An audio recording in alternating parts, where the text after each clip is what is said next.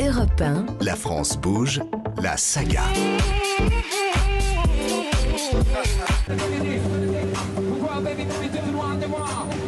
De la musique à tous les coins de rue, partout en France, pour tout le monde et par n'importe qui, c'est ça l'âme de la fête de la musique, créer une grande manifestation musicale, populaire et gratuite. Depuis 1982, la fête de la musique fait danser et chanter. Tout part de l'idée d'un Américain, Joel Cohen. Il travaillait pour France Musique et chaque 21 décembre et 21 juin, pour les solstices, il organisait des fêtes musicales. Mais l'événement était seulement en local, à Paris et à Toulouse.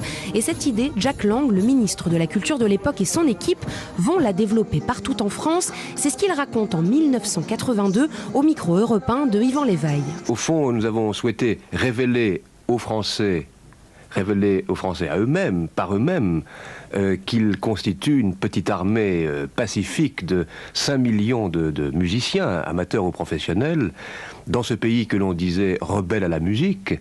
C'est un phénomène impressionnant. La première édition se fait dans la précipitation. Les artistes et la population sont prévenus au dernier moment, mais l'appel est entendu. Europe 1 d'ailleurs fait partie des fans de la première heure. Rue François 1er d'ailleurs, je vous signale que nous aussi nous allons y participer. Europe numéro 1 a été, il faut le reconnaître, formidable. Attendez, ce soir, nous organisons une radio crochet libre. C'est-à-dire qu'on va pouvoir chanter et jouer d'un instrument dans la rue devant le 26 bis de 20h, tenez-vous bien, jusqu'à 22h30. Magnifique. Le résultat dépasse toutes les espérances. Des milliers de personnes sortent dans la rue pour chanter, danser et jouer de la musique.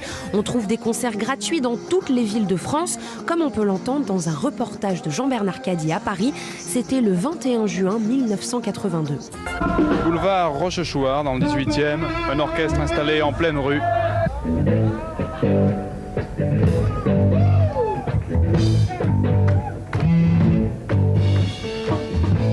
Un engouement incroyable que Jack Lang n'imaginait pas. 20 ans plus tard, il revient sur son énorme stress lors de la première édition au micro européen de Vincent Parisot.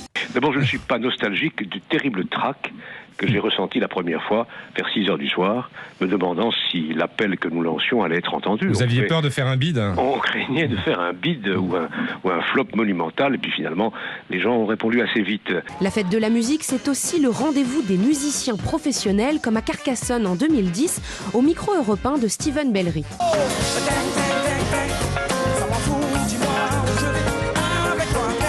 Les nouveaux talents seront aussi présents, Camélia Jordana, Wayne Beckford ou les Bébés Brunes. Et l'année d'après, direction Bruxelles, la fête de la musique commence à s'exporter et c'est l'occasion pour les amateurs de jouer avec leurs idoles.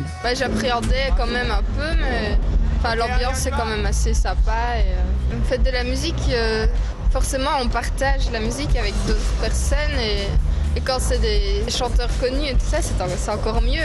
Et ici on sera beaucoup ce soir en tout cas, donc ça va être grandiose.